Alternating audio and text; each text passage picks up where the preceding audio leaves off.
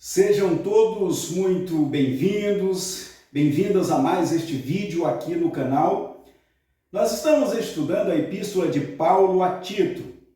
Hoje vamos meditar no versículo 9 do capítulo 1 de Tito, que nos diz assim: apegado à palavra que é fiel e é segundo a doutrina, de modo que tenha poder, assim para exortar pelo reto ensino, como para convencer os que contradizem. Todos nós já estamos familiarizados com o contexto desta narrativa.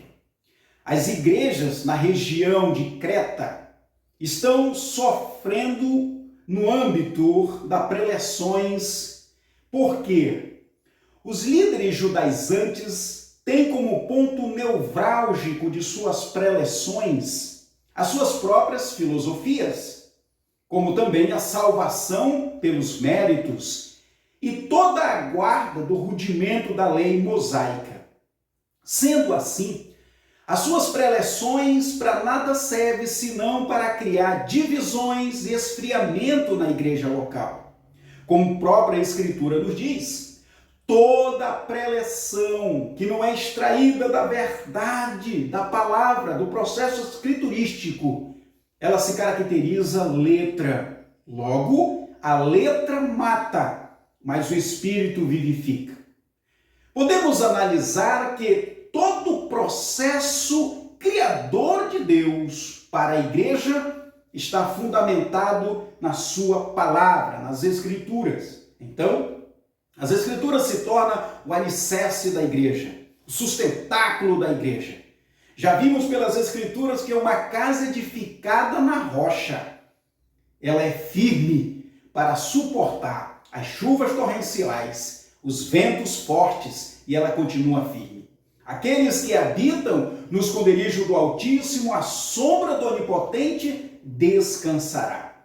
Dado a estas citações e tantas outras nas Escrituras, precisamos sim implementar na igreja a verdadeira preleção que seja bíblica. Por isto, o apóstolo Paulo enviou Tito para a região de Creta com uma única finalidade: preparar homens que tenham comprometimento com as Escrituras, aonde as suas preleções tenham como ponto nevrálgico a palavra de Deus. Essa palavra que salva, que liberta, que cura e que nos arrola a membresia celestial. Observe então a narrativa do versículo 9, nessa primeira parte que diz: apegado à palavra.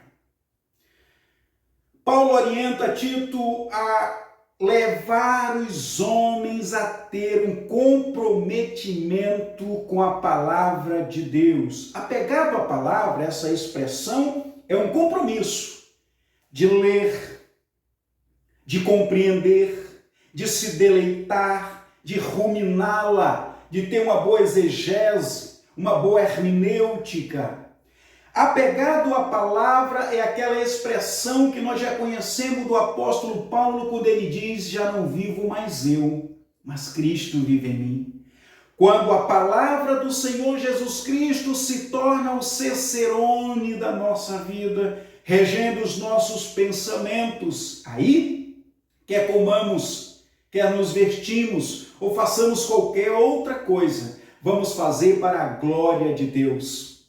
Coisas estas que os líderes judaizantes estavam descompromissados.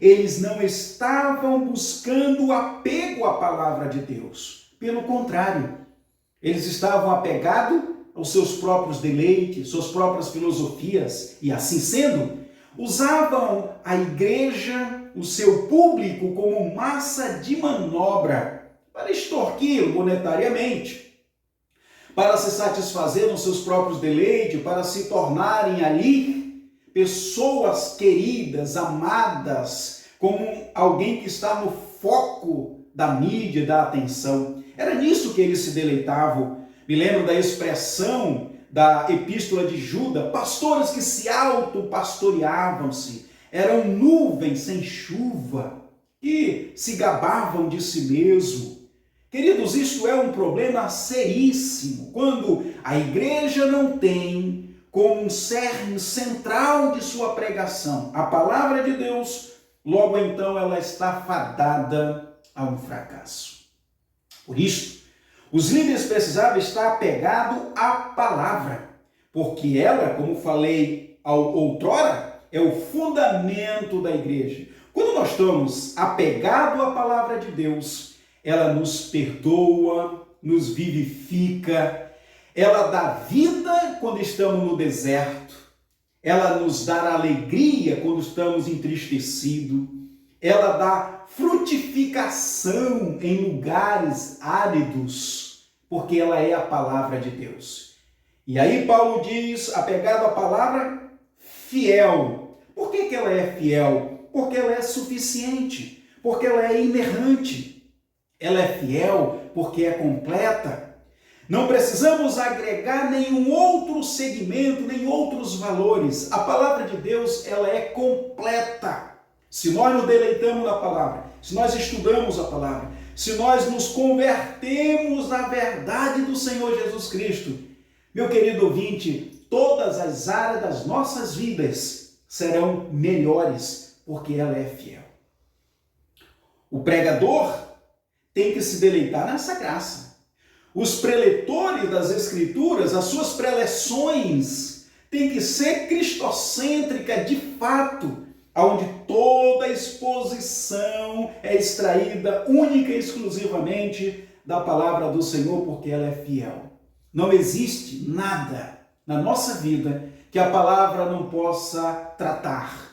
Seja um pecado, problema de depressão, entristecimento, decepções e assim subsequente. Ela é fiel. Então, era isso que Paulo pediu que Tito ensinasse aos líderes para ser pregado ali na região de Creta, naquelas igrejas. Apegado à palavra, que é fiel, que é segundo a doutrina, a verdadeira doutrina. O verdadeiro ensinamento não pode sair se não ser das Escrituras. Apegado à palavra fiel, que é a segunda doutrina. O ensinamento dos líderes tinham que estar única e exclusivamente na palavra de Deus. Eu sei que muitas das vezes nós procuramos alguns outros subterfúgios, agregamos outros ensinamentos, às vezes há muita filosofia humana, há muito contexto humano, para de alguma forma a palavra de Deus ser um pouco atrativa para aqueles que estão ouvindo. E sabe, quando nós nos preocupamos muito em contextualizações humanas, parece até que a gente não crê na suficiência da palavra do Senhor Jesus Cristo. A palavra é suficiente. Prega a palavra, isto a tempo ou fora de tempo, como nós já estudamos na epístola ao Timóteo. E é isso que Paulo está dizendo para Tito dizer àqueles novos pregadores, pastores, líderes na igreja ali na região de Anatote. A igreja será uma igreja forte para lidar com as heresias e as demandas do dia a dia, quando de fato as preleções estiver sendo bíblica, estiver sendo extraído uma doutrina límpida, única, pura da palavra do Senhor Jesus Cristo. De modo que tenha poder. Observe, a preleção única, biblicamente expressada, ela dá crescimento e maturidade. A palavra poder, para a palavra grega dunamis, está aqui dentro da narrativa, ela se destaca como uma igreja madura. Uma igreja que tem uma percepção espiritual para aquilo que é profano, para aquilo que é santo. Esse poder é uma capacitação do Espírito Santo, onde a igreja vai lidar com os processos da vida de maneira sábia. No seu dia a dia, como lidar nas decisões, nas interpretações da vida, no processo da cosmovisão de mundo, como lidar no dia a dia, de maneira que Deus seja glorificado. Ao mesmo tempo, uma igreja que tenha uma capacidade espiritual de filtrar aquilo que pode ser colocado na igreja, na liturgia da igreja, o comportamento da igreja em sua relevância dentro da sociedade onde ela está inserida. Quem dá esta capacitação? Uma doutrina bíblica ministrada pela escola do Espírito Santo. Muitas vezes nós vemos igrejas muito frágeis espiritualmente que facilmente são levados por ventos de doutrina. O que falta? Qual é o problema? Muitas vezes as preleções, elas não são extraídas única e fundamentada na palavra de Deus. Então, apegado à palavra que é fiel, ela vai nos dar poder, sabedoria. E aí Paulo, com um processo bem pedagógico, ele vai dizer que esse poder, assim para exortar, veja bem, uma sabedoria para exortar, queridos, é chamar para perto, é acolher, é ensinar com amor, é ser um instrutor para aquela pessoa. Então, a igreja que se preocupa com uma preleção bíblica, ela tem um comportamento que agrada o Senhor. Para nós irmos à conclusão, assim para exortar pelo reto ensino, como para convencer os que contradizem. A palavra do Senhor já nos diz que ela é a única ferramenta de convencimento para a salvação. Todo aquele que crer será salvo. A fé, ela vem por ouvir, e ouvir é entender a palavra de Deus.